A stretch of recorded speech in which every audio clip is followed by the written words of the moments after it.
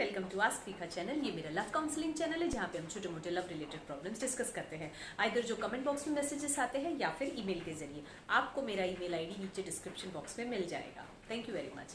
चलिए आज का केस स्टार्ट करते हैं। आज का केस काफ़ी लंबा मेल था उनका, उन्होंने काफ़ी सारी डिटेलिंग दी हुई थी। डिटेलिंग इन द सेंस ये काफ़ी सालों से चलता आ रहा है।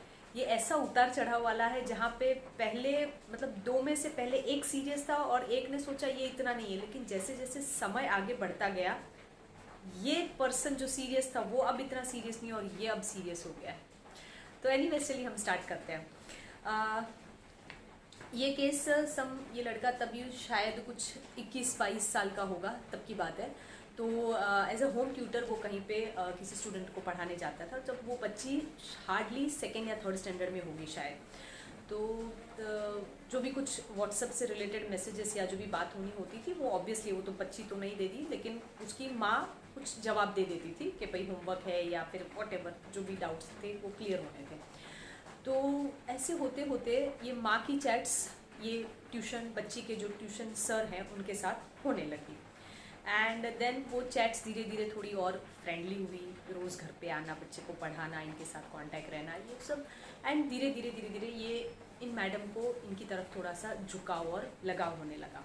अब इन मैडम की स्टोरी ये है कि इनके जो पति है उनसे शायद 10-15 साल बड़े हैं उम्र में, लेकिन गवर्नमेंट ऑफिसर है। तो इनका ये कहना है कि पति बिल्कुल ध्यान नहीं देते मुझ पर और ज़रा भी मतलब उनमें इंटरेस्ट नहीं दिखाते थे।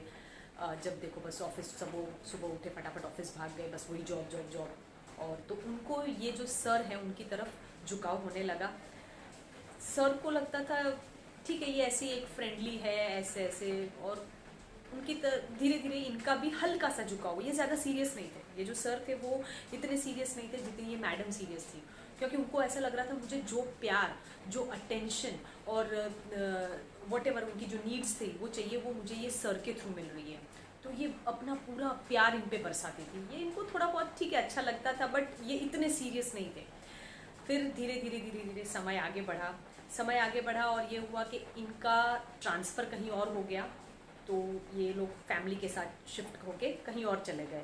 फिर इन्होंने अपनी ठीक है वो व्हाट्सएप के ज़रिए छोटी मोटी बात होती, लेकिन अब इतनी ज़्यादा नहीं होती थी क्योंकि अब वो बच्ची को पढ़ाते नहीं थे, लेकिन फिर भी कांटेक्ट में थे। फिर इनकी कहीं पे कुछ एग्ज़ाम्स की तैयारी कर रहे थे सर, तो उनका कहीं पे सेंटर आया जो जहाँ पे इनकी ट्रांसफ़र हुई थी उनके कहीं पे नज़दीक था, नज़दीक भी लेकिन वो भी कम से कम 1.5-2 घंटे की ट्रैवलिंग थी।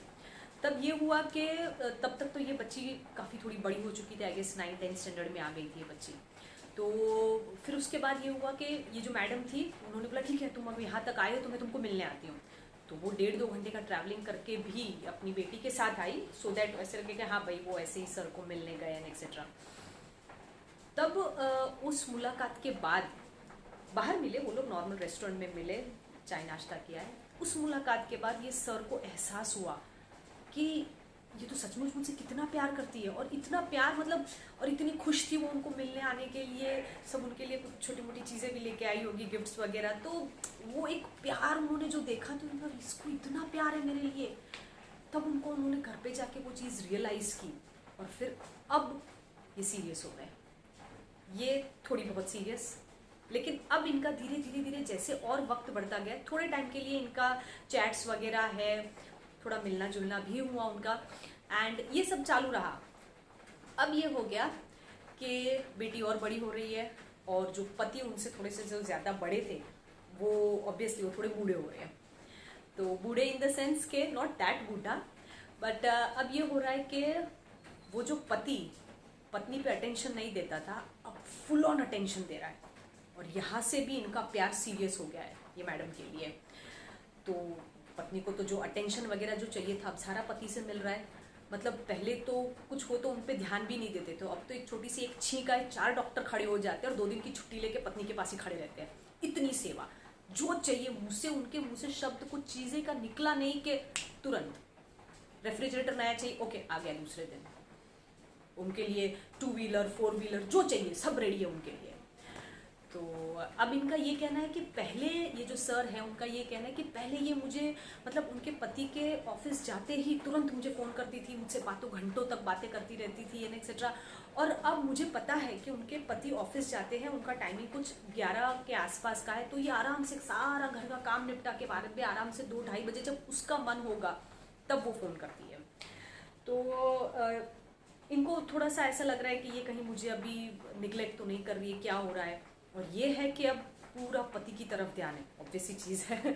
पति का भी रीज़न ये है कि उनको भी पता है कि जो कुछ भी है, अब ये है धीरे धीरे बुढ़ापा आ रहा है, तो पत्नी की तरफ ध्यान देना ज़रूरी है, क्योंकि जो है वो यही सहारा है। हालांकि पति बड़े लॉयल पहले से, उनका कहीं कोई अफेयर कुछ नहीं, बस चुपचाप अपने जॉब जाना आना, बस दैट्स इट। और एक प्यारी सी बच्ची है उनकी। तो ये प्रोसीजर में अब ये हुआ कि अब ये बहुत ज़्यादा सीरियस हो रहे हैं कि मतलब मेरा जो प्यार है वो अब मुझसे बात नहीं करता, मुझसे झगड़ती है, मुझसे ठीक से बात नहीं करती है। और पहले तो कितना कितना कितना मेरे लिए करती थी, और अब जब फ़ोन करो तभी नहीं ठीक है बाद में बात करती हूँ, या ढंग से मैसेज का भी रिप्लाई नहीं देती, नहीं मेरे हस्बैंड बैठे हैं यहाँ पे वो। तो मतलब ऐसी सब लंबी सब, और भी छोटी उन्होंने बातें लिखी थी, बस यही सब चीज़ों से रिलेटेड। तो अब ये है कि ठीक है ये, और इन्होंने ये ऐसे किया कि इनके प्यार में होके न जाने घर पे कितनी बार झूठ बोला। घर पे ये बोला कि मैं एग्ज़ाम देने जा रहा हूँ, और ये एक छोटे से मामूली परिवार से बिलोंग करते हैं, बोले मैं ये गवर्नमेंट एग्ज़ाम्स वगैरह देने जा रहा हूँ, और वो झूठ बोल के वो एक्चुअली इनको मिलने जाते थे। तो ऐसा उन्होंने कितनी बार इस तरह से झूठ बोला हुआ है, और कितनी एग्ज़ाम्स इन्होंने जाने दी है। तो देखिए भाई, ये इन चीज़ का अब इनका ये कहना है कि अब मैं क्या करूँ। तो देखिए जो अब सर है, मैं आपसे ये कहूँगी, आप प्लीज़ जितना घर पे जो झूठ बोला हुआ है अब उसको सच करके दिखाइए। इनकी लाइफ पहले इनसिक्योर थी, उनको जो चाहिए था अटेंशन वो आपसे मिल रहा था, तो इसीलिए उनका झुकाव आपकी तरफ है। अब उनका झुकाव उनके पति की तरफ इसलिए क्योंकि वो सब कुछ वहाँ से मिल रहा है, प्लस बेटी बड़ी हो गई है अब तो, और वो आपको कहती भी है ना कि अब मेरी बच्ची बड़ी हो गई है, सब समझती है। तो वो बेटी की नज़रों में भी एक कि मेरी माँ का इमेज वो इम्पोर्टेंट रखना उनको है। तो और आप अभी हार्डली शायद 30s में नहीं पहुँचे हैं आप, ठीक है, क्योंकि जिस तरह से आपने अपनी स्टोरी बताई शायद 27-28 साल के होंगे अब आप। तो उस हिसाब से आप प्लीज़ अपनी जो गवर्नमेंट एग्ज़ाम की तैयारी कर रहे हैं ना, उस पर पूरा फोकस कीजिए। आपका प्रॉपर आगे करियर अच्छे से बढ़ाइए। आपको मैंने मेल में कितनी बार समझाया, फिर भी आप बार बार इनको कांटेक्ट करके उनसे लड़ते झगड़ते रहते हैं, उन पे गुस्सा करते रहते हैं। क्यों करते हैं आप? क्यों अपनी टाइम एंड एनर्जी वहाँ पे वेस्ट करते हैं जहाँ से आपको कुछ नहीं मिलने वाला। और एक अजीब सी बात उन्होंने कहा कि उन्होंने मन ही मन आपको पति मान लिया है। यार ये प्लीज़, ये मन ही मन पति मानने वाली बात मैं बिल्कुल नहीं मानती। जो उनका पति है उनकी तरफ है ना वो लॉयल, अब लॉयल है, पहले नहीं थी, अब लॉयल है। अब उनका झुकाव है, उनको भी पता है कि अब यही बुढ़ापे का सहारा है, यहाँ पे अभी ऐसे कुछ नहीं। तो आप प्लीज़ और प्लीज़ मेहरबानी करके इनसे कॉन्टैक्ट्स अब धीरे करके, वो भी सामने से कॉन्टैक्ट्स आपको कम ही दे रही है ना, इतना रिस्पॉन्ड नहीं दे रही है रिप्लाई मैसेजेस वगैरह में भी। तो आप क्यों इस तरह से उनके पीछे पड़े हुए हैं?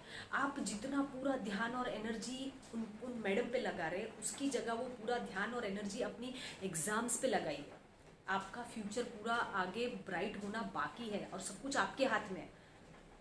अभी भी वक्त है, रुक जाइए, संभल जाइए।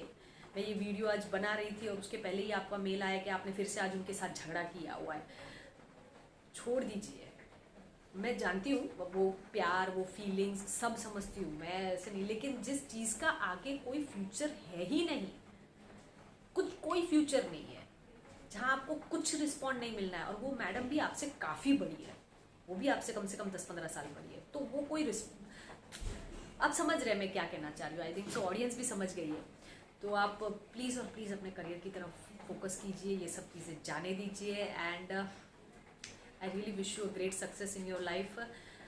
आप अपने दिमाग से वो सब चीज़ें नहीं निकाल पा रहे, लेकिन आपको निकालनी ही पड़ेगी, और आपको अपना पूरा फोकस अपने आगे के ब्राइट फ्यूचर, क्योंकि आपका परिवार जो है वो ये सोच के बैठा है मेरा बेटा गवर्नमेंट एग्ज़ाम्स दे रहा है, कल उठ के उसको अच्छी सरकारी नौकरी मिलेगी, तो अच्छा पगार मिलेगा, तो एक सिक्योर जॉब हो जाएगी, तो फैमिली के लिए भी अच्छा है, आपके लिए भी अच्छा है, वो ये सोच के बैठे। और आप है कि अपना पूरा फोकस जहाँ से कोई रिटर्न्स नहीं मिलने वाले हैं, जहाँ पे वो एक मतलब ब्लैंकनेस है, अंधेरा है, जहाँ पे कुछ आगे जाके नहीं होने वाला है। आपका पूरा फोकस वहाँ पे है।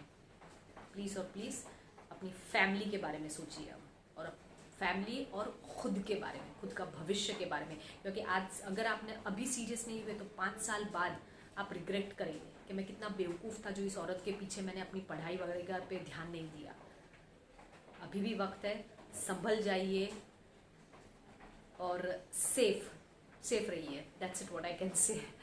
ठीक है, I wish you all the very best. And अगर आपको मेरा वीडियो पसंद आया तो please like share and subscribe my channel. Thank you very much.